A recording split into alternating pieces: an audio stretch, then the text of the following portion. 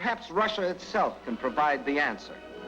Here it is, 1/6 of the Earth's surface, reaching from east to west nearly halfway around the world, and southward from the North Pole to the borders of India.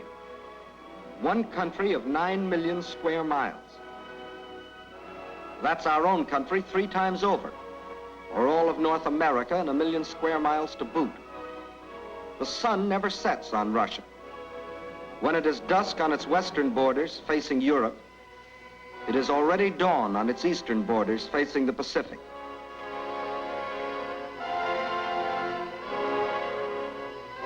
That's Russia, or to be correct, the Union of Soviet Socialist Republics. Deep in its mountains lie thick, rich veins of gold and silver. Below ground lie enormous deposits of copper, tin, manganese and nickel, chromium and radium, sulfur and magnesium. Russia is rich in raw materials. Her forests cover millions upon millions of acres. 1/4 of all the lumber reserve in the world belongs to Russia. And as for fuel, there's coal, ton upon ton. And more important, there's also oil, 213 million barrels a year of it. Black gold flowing from the earth that contains 55% of the world's oil.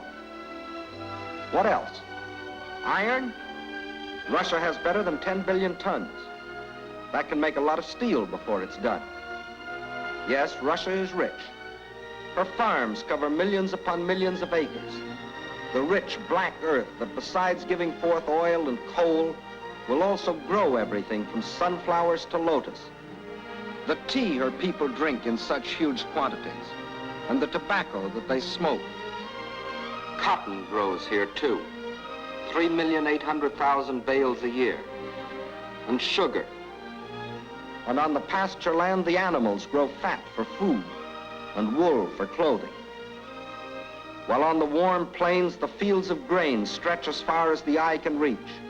Corn, oats, hops, rye, and don't forget wheat, 1/3 of the world's best. Yes, Russia is very rich, for it has not only raw materials and the products of its soil. Russia is also people.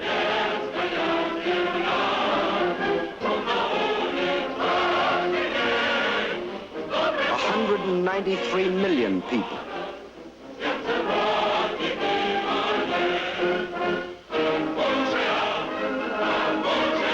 People of every race, color, and creed. People coming from the many different republics that comprise the Soviet Union. People speaking more than 100 different languages, but all citizens of one country.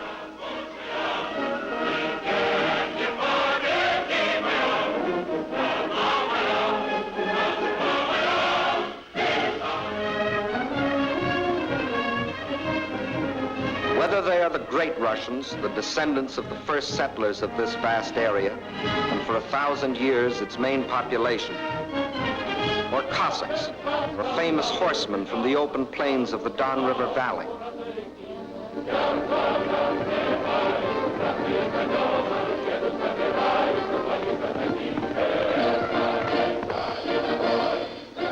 Whether they come from the Southwest, the Ukraine,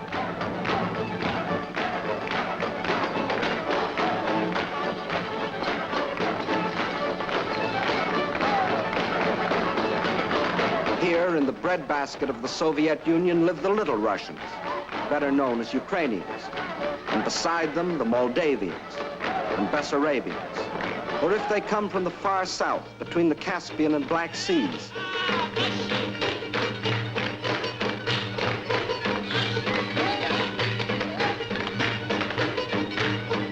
where we find the Armenians and the Georgians, the Ingush, the Cherkess, rugged as the high peaks of their native Caucasian mountains.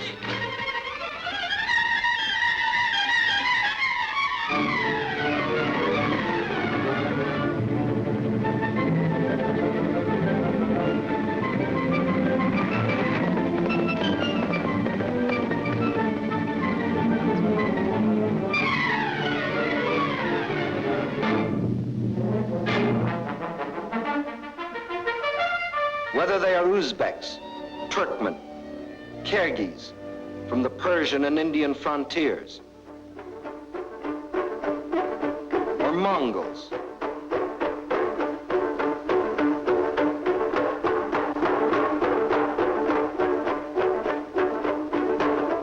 Bashkirs, the Turco-Tartars, the Buryats, the Yakuts from far beyond the Ural Mountains, or the people of the ice country, hunters like the Zambs, or settlers like the Laplanders.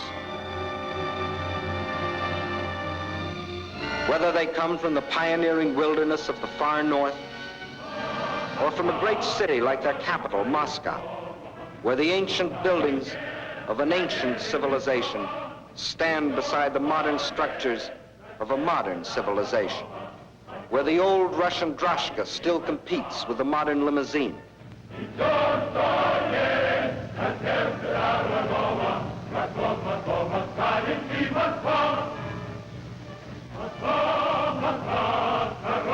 Whether they work in factories or as soldiers, whether they are bricklayers or traffic cops, sailors or riveters, schoolchildren or farmers, nurses or engineers, window washers or salesgirls, housewives or postal clerks, radio announcers or stewardesses, scientists or typists, musicians or ballerinas.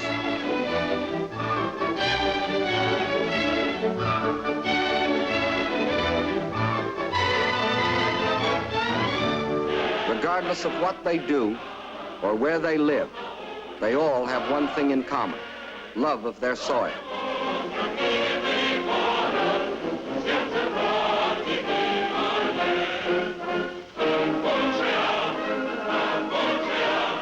That is Russia. Size, the largest country in the world. Raw materials, unlimited. Manpower, 193 million. These are the three reasons why every conqueror in history has wanted Russia. And these are the reasons why the modern would-be conqueror wrote, "When we speak of new territory, we must think of Russia. Destiny itself points the way there."